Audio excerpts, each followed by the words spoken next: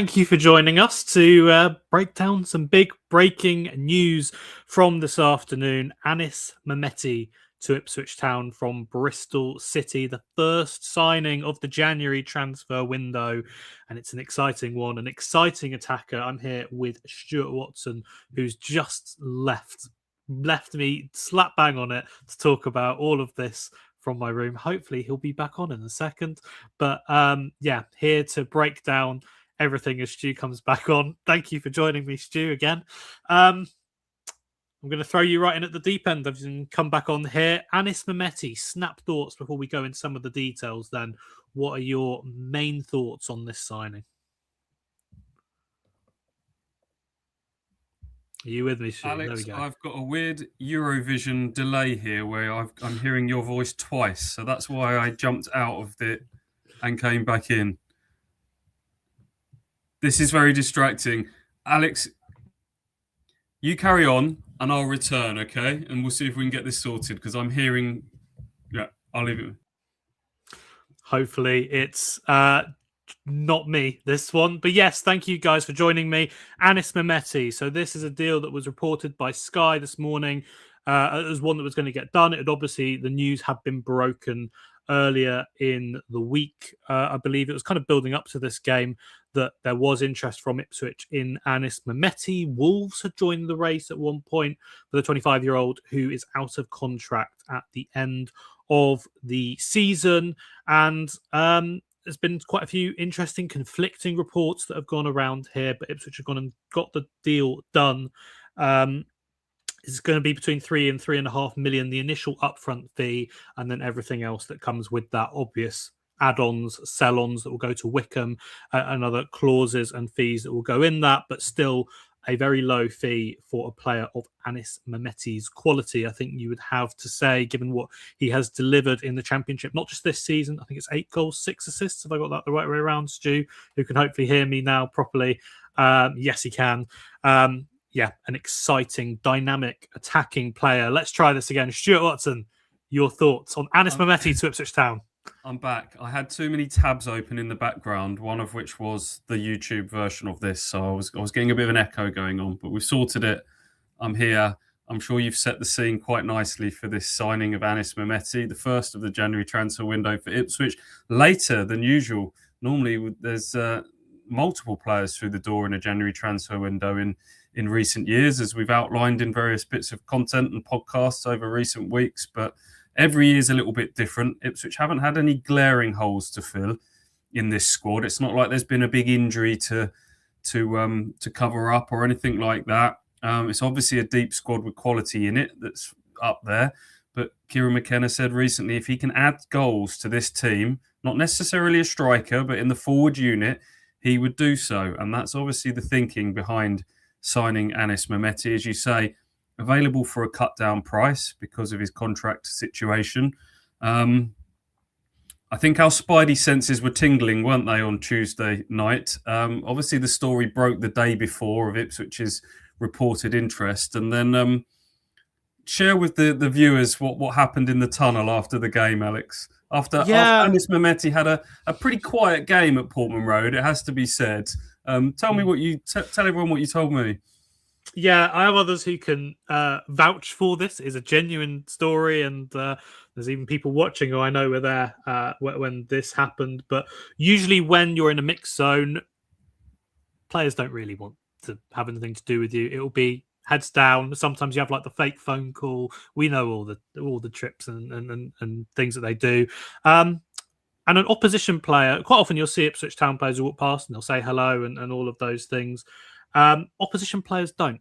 And for the first time ever, an opposition player did on Tuesday night, and that was Anis Mehmeti, who walked past and came over to say hello to us. Now, usually you might not think too much about that. It's a nice little change, but obviously, maybe with links like this, is there something that twigs in the back of your head? The first thing initially that we thought, of course, was there's got to be something here. And lo and behold, there was. I'm sure that Anis Mehmeti was well aware of Ipswich Town transfer interest and the fact that this could easily be done by the time that he played and started at Portman Road on Tuesday night. And did he come and say a nice hello to us with that in mind? I don't know. I don't want to jump. He must have known of this situation brewing going into that game, and what a strange headspace to be in, to play at the ground of a club that you're thinking you might well join in the next few days. Very strange situation, really. And then I think the general feeling after that game, after Jack Clark scores twice off the left-hand side and looks really good, and Anis Mehmeti was pretty quiet. Then we get the news that Jaden Philogene injury isn't hopefully too bad. Whether we've got the full picture on that one, we'll find out. Maybe they were just trying to downplay that while this deal was kind of being done. But if we take that at face value, you got Clark on fire, 10 goals for the season now. Jaden Philogene on fire, 10 goals for the season, and hopefully back before long. Did Ipswich need Anis Mehmeti? And the general consensus was probably not after Tuesday night. So the big question is, where does he fit into the picture now at Ipswich? I think that there's two different ways to look at this. As a profile of a player, it's very easy to see how he fits in because he's an X factor player. He's shot heavy. You look at his shot map, really well spread out. He's scored 8 goals this season. As I said, they've come from 74 shots, so an XG, roll your eyes, of 8.11. He's scored 3 times from outside the box, and the others have all been from inside the box. He likes to obviously cut in. We've seen some of his curling strikes. I think I remember a really good one he scored against Oxford off the top of my head back at the start of the season, but there's plenty of them that are highlight reel level goals, which Ipswich fans have obviously been accustomed to with Jaden Philogene and Jack Clark. But the interesting twist that comes with this now is that his natural role, and the one that he played at Wycombe and has predominantly played at Bristol City, is off the left. He is in this Bristol City team kind of a left 10. He does play quite narrow, and he has played as a central 10 before. I think he's even played off the right a little bit. So the versatility factor is there, but he is someone that is naturally going to want to play in that little left-sided pocket. How does that work with Jack Clark, with Jaden Philogene? The versatility will help. Would he get his majority of the minutes as a number 10? I'm really fascinated to see this, and it's probably the one side of the deal that does confuse me a little bit still. Yeah, I guess the big driving factor in this is that it was a bit opportunistic that he's got 6 months left of his contract, and you can sign a player for probably half his true transfer value, or I don't know what he'd be worth with a well protected contract in the current market. But he's been got at cut price, and Ipswich have seen that opportunity, and they're all about player trading and turning profits on players ultimately. But you do need to think about the structure of the squad and player pathways and things like that. Up until a few weeks ago, Ipswich had 10 fit. If we talk about the forward unit as a whole, I'm talking striker, left wing, right wing, 10, the front 4. Ipswich had 10 fit options for that. 3 of them on the right, Agelli, McAteer and Burns. 2 on the left, Philogene and Clark. 3 up top. I'm going to put Akpom in the number 9 bracket now because I think he's started to move towards that. Hurst as on Akpom. And then 2 in the 10 slot with Nunez and Schmodix. That's 10 players vying for 4 positions. That's decent depth and decent like-for-like quality in a lot of those positions. But the picture can change very quickly, and now we've seen Akpom miss a couple of games with a groin injury. Jaden Philogene's picked up that knee injury last weekend. Yet to see how long that rules him out for. And Nunez coming off in midweek with an ankle issue as well. Again, hopefully nothing too long-term, but Kieran McKenna said at his press conference yesterday, it's a reminder of how quickly the picture can change. The games come thick and fast in the Championship. Ipswich have got this February schedule coming up with 5 straight away games in there.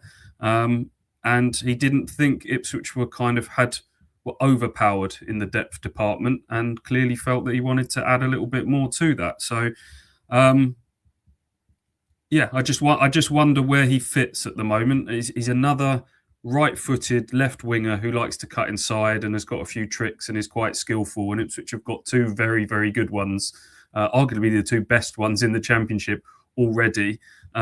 Is it with a mind longer term to Nunez sort of dropping back into a more of a midfield role that he was signed for, and Mehmeti playing maybe more as a central 10? We'll have to wait and see. But I guess McKenna's argument is you can never have too many attacking options.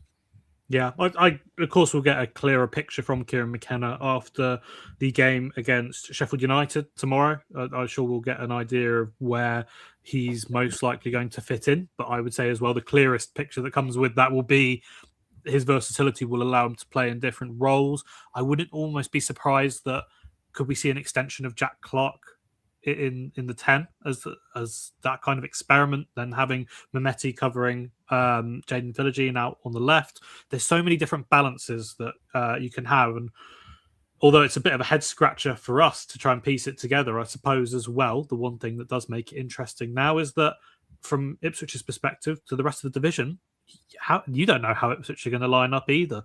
You don't know who's going to play where into what role, and that's going to make it really hard to prepare for games against Town in the coming weeks, especially. Should we have a look at some of the comments then that we've had in? I guess the best place to start is going to be this comment from Rodney here, which kind of links in with the debate about the makeup of the squad. With Mehmeti coming in, would that open the door for a departure for Jaden Philogene or Jack Clark? It would seem crazy, I would say, given the goals that they've scored, to have either of them moving on. But obviously, money talks if the offers are there. I suppose that your view, Stu, is probably going to be that that they're all going to have a part to play and that no exits will be imminent, at least in those two. But can you see any other movement maybe across that forward line that would allow Mehmeti to slot in? I can't see either of those two famous last words going anywhere anytime soon. There was this month when Bournemouth sold Semenyo to Man City for mega money. There was a couple of sort of loose links to Philogene to Bournemouth. You were starting to wonder if a domino effect could come there, but Ipswich spent £20 million on Philogene a year ago. And we're talking about how much money is promotion worth now. I don't know what figure we're putting on it, but well in excess of 100 plus million. So you got to weigh up what a player is worth to you versus what you get back. Yes, there is FFP rolling limits to consider for Ipswich. I don't think they're in a position where they're desperately needing to raise money. They got some big transfer fees in last summer for Delap and Hutchinson, so there's plenty of wriggle room there. So, no, I don't see that anyone leaving to sort of create room for Mehmeti. It's more a case of, like you say, whether Clark or Mehmeti play more as 10s and Nunez drops back a little bit deeper. I would say the one most likely to exit from that forward unit or to create space would be Sam Schmodics, who's had a really sort of injury hit. Yeah, question there from Gadders asking about Sam Schmodics. Really unfortunate whole of 2025. Had some big moments, obviously, in his debut season in the Premier League, all away from home. That early goal at Man City, the overhead kick at Spurs, but just setback after the turn of the year with his ankle. Then missed games through illness over the Christmas period. Ipswich kind of played him on inside left in the Prem. Then he was gagging. I remember speaking to him over in Austria in pre-season. He was gagging to get back into that central number 10 role where he scored so many goals in that Golden Boot winning season for Blackburn this season. But this season's just not quite happened for him so far. That's not to say things can't change. He could well start at Sheffield United tomorrow, Sam Schmodics, but he would be the one, if you're talking about kind of inverted commas left-sided options that might have to make way. He'd probably be top of that list at the moment, but I wouldn't say it's a given by any stretch. Derby are very keen on him, by the way, very keen. We're after him last summer. I think the interest is still there. There's the John Eustace connection. Whether they can kind of put up the money, both in terms of a fee and wages, to make that sort of deal happen, I don't know. But that would be the one that I would be thinking about heading into the latter stages of this window. The John Eustace connection. Question from BSE Blue. Is he registered in time for tomorrow? We're not sure on this one yet.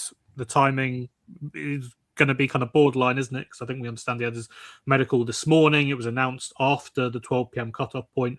All we can say on that one at the moment is that there is a 12 p.m. limit, so their signings have to all be sealed, done, official before 12 o'clock for him to play at Bramall Lane. So I think if you're Ipswich, you're probably not going to want to let the opposition know either way on that one, just to keep them guessing. So that might be one that we will have to wait till. What time will it be? 1:45 tomorrow. Bang on, 24 hours away as we speak. Wow. Incredibly.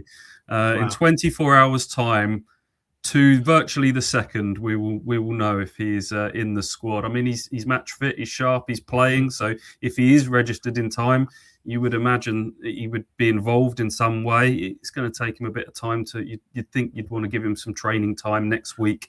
There's a whole week up till Preston at home to kind of get used to his new teammates and the manager and the system and everything. If he is registered, and that is a big if, I would imagine sort of bench and maybe a bit of a cameo at best tomorrow. But we'll wait and see.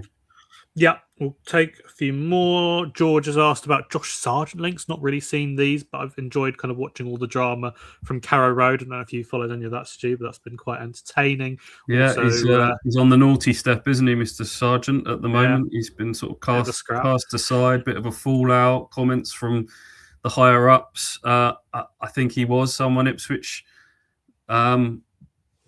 inquired about last summer. Obviously got Nunez. There's a big fallout from that. There was a difference in opinions as to, I think, they sort of, who's their chief exec or Ben Napper. Ben Napper sort of doubled down on it, saying he'd do it again. But the owner was saying, I didn't realise the optics of it were going to be that bad. So even if Ipswich wanted Sargent again this month, I cannot see how Norwich would do that deal again. With Ipswich at the moment, it's Toronto back, the club that are kind of the ones that seem to be most firmly linked to him at the moment. Yeah, George has also added the Potnick or Pirot from Leeds. I think Pirot wants to stay. I don't think he's keen on coming back to the Championship from what I've read. And the Potnick's a player in fantastic form, but I think that would take a pretty penny to get him away from Swansea City. One from Callum, who was enjoyed standing in the mix zone watching Anis come past next to me on midweek. Felt like an opportunistic signing with a lower than market value fee. Could allow Sammy out. We've obviously covered the Smodics bit. What are your thoughts on that fee then? So we know it's kind of 3.5 million. The add-ons, I know that Michael asked me here, what do we think the total fee will be with the add-ons? We're not too sure, but there's going to be various little bits that come into that. Premier League promotion, probably going to be if he, I don't know, plays a World Cup with Albania. There'll be various things. Who knows? There could be Ballon d'Or clauses in there for all we know. But take that at face value then. 3.5 million. Let's start with that. What is your kind of feeling on that as a fee for Anis Mehmeti? Yeah, opportunistic is the right word from Callum there at the moment. It's a heavily knocked down price. I'd be interested to hear. I think we've got a few Bristol City fans in the comments to get a feeling from them. Yeah, there's a comment here, 3 million, it's a steal. And that has probably been one of the driving factors behind Ipswich doing this. So yeah,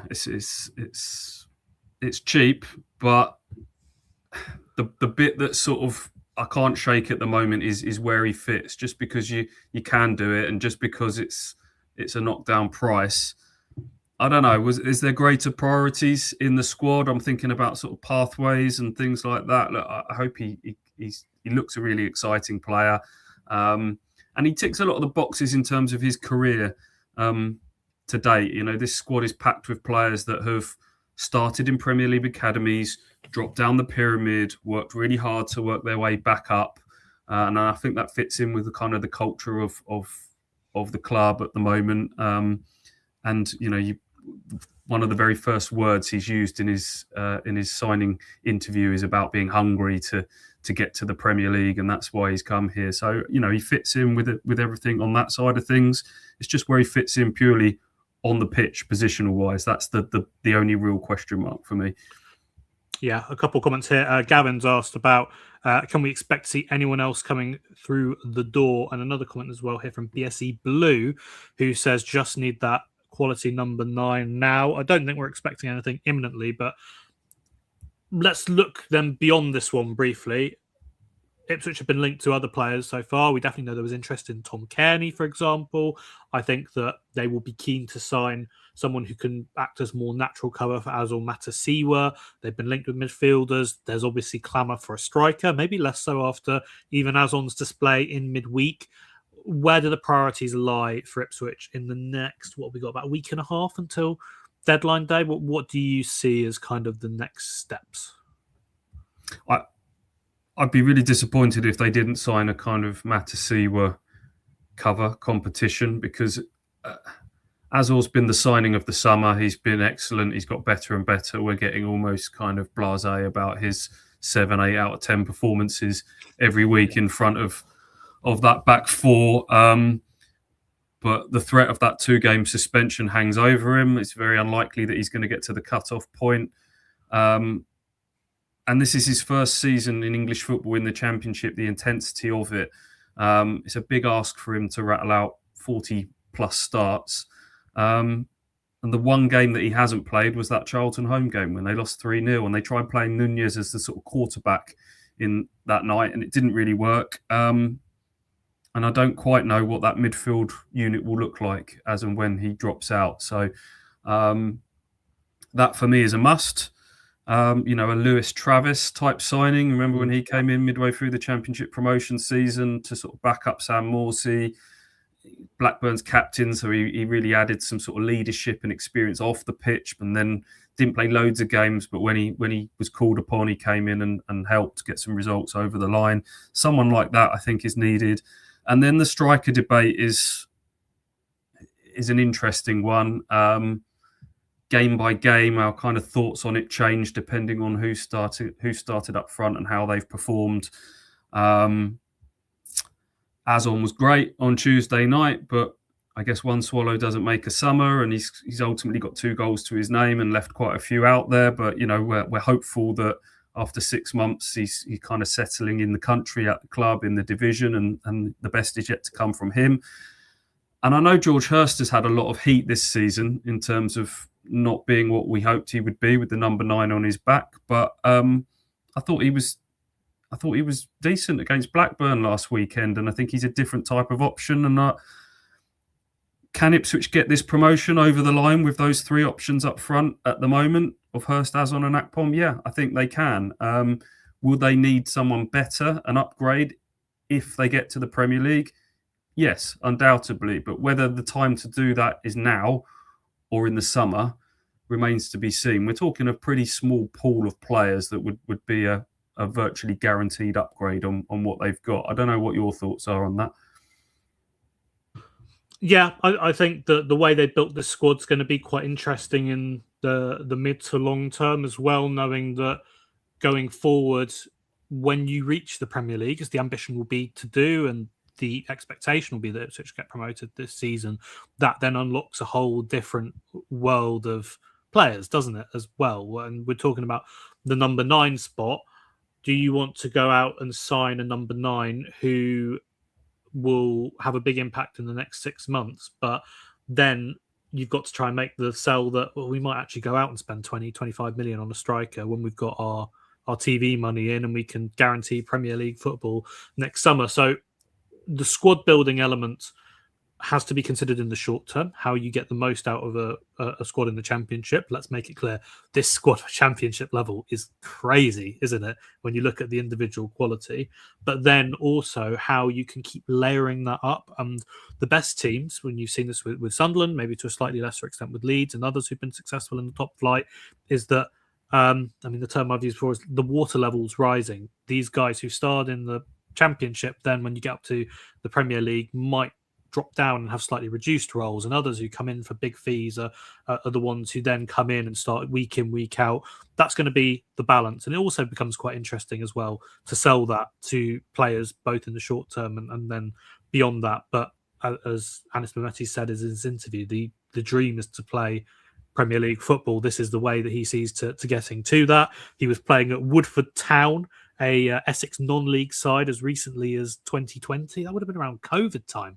So it doesn't feel that long ago that he was doing that. Then went to Wickham, of course, and then on to Bristol City and now Ipswich. So that career path, you mentioned that fits in quite nicely with a lot of the I squad. think you can always tell players that have had that slightly different route to this sort of level. I remember someone like Tyrone Mings and others, they've just got that a little bit more appreciation. And that's not a knock on some of the lads that have been in academies since the age of 8. They know nothing different, but they've been in those academy bubbles. They've been kind of taught almost robotically at times. There's a lot to be said for players that go away, have a different taste of life, have a little taste of disappointment, have to kind of climb their way back up and have some different experiences. I think you can always tell that from a personality point of view. And and that seems to be coming across from Anis Mehmeti as well. Yeah, a fair point here from Death X Diabetes, who I really throws me that name, but fair enough. It's been here, comes and tunes into quite a lot of things, so thank you for following. Great for Nunez, who maybe doesn't have to play the full 90 every match. It does feel that there's quite a reliance on the role that he has and being that kind of creative number 10. So I suppose it would ease the pressure on him. He puts an incredible shift in, Marcelino. I think that sometimes goes unnoticed with, we come away often talking about his vision and his assists and his creativity, but he's right up there in terms of the kind of physical output, in terms of distance covered and things like that. And as Norwich fans were very keen to highlight when he signed, he's got a checkered, maybe slightly overstated, but a checkered injury record, and not someone who's had, again, seasons of 40 plus starts under his belt. So I think that comment there is right in terms of kind of easing the pressure on him a little bit. But what does that say then? That Ipswich did have Schmodix and Akpom as options in that position. Maybe this is Kieran McKenna realising that actually that kind of second striker doesn't quite work in this system, and really what he needs is skillful, creative players in there instead. Does Tuba stay? Well, that's another interesting one, isn't it? In terms of if you were wanting to sort of change the makeup of your squad and you were maybe mindful of it having too much depth and that creating an issue with, people sometimes don't think about the logistics of putting on training sessions and being able to do things that's keeping everybody involved and keeping everybody happy. And, you don't want too many players that are feeling a million miles away from getting minutes, because they, naturally will go around with a slightly more negative demeanour, and that can affect the mood and the culture. So it's a balancing act between making sure you've got the depth to rotate and to deal with injuries and all the rest of it, but not having too many as well. I can't see Akpom's loan being cut short. As I wrote in a piece recently, the other thing you've got to bear in mind is some of these loans, and I don't know this for sure, but speaking in general terms, quite often the obligation to buy will be based on if player X starts a certain number of games, then you trigger an option to, or an obligation to buy said player in the event of promotion. Now, do Ipswich want to tie themselves to, an obligation to sign Akpom if they go up? Possibly not. So, there's things like that I'm sure are being considered behind the scenes carefully as well. Yeah, I'd say so. Been a couple of comments as well about, did Kieran work with him at Tottenham? I don't think there was a crossover there. I think that when McKenna was at Tottenham, Anis Mehmeti was at Fulham, and by the time that Mehmeti had joined Tottenham's academy, McKenna was with Manchester United. We've had a couple of questions about Imran Loser as well. Been reports that came out from Football League World this morning that there was interest. I don't think that is one that is going to happen. I'm not too sure on Ipswich's interest. I'm not convinced it's there, to be perfectly honest. I also don't think it's a move that Watford, in their right minds and in their current position, are going to sanction. He was one of the best players we've seen in the flesh this season. I thought he was excellent for Watford at Portman Road. One of the best in the division in his position, along with Hayden Hackney and probably Jordan James as well. But Ipswich have got Kayusta and Taylor sort of battling for that slot alongside Matasiwa at the moment. yeah, I would like to see them sign another midfielder. And you talk about water levels rising, that would be that sort of signing would be a real statement. But yeah, whether Watford are open to doing that would be the opposite of this Metti deal in terms of a cut price deal. This would be probably, paying the odds and maybe then some to prize a player like that away. Yeah, contract till 2028. I think if Ipswich were interested, that might have to be one that would wait for the summer for a bigger fee and more guarantees for Loser and his future. We'll start to wrap up there, but I'm going to finish with a question. It's kind of a summation one, a bit of a prediction one to finish with. Anis Mehmeti, will he be a Portman Road hit, or do you think this might be one that falls wide of the mark? Your kind of final thoughts and how you see this going, both in the short term for the rest of the season and how this could work beyond and potentially into the Premier League. I don't know, Alex, is my honest answer. Obviously, the starting point is I'm willing every player that joins the club to be a success and be exciting. Law of averages means that they're not all going to be hits. I think Ipswich have had more hits than misses.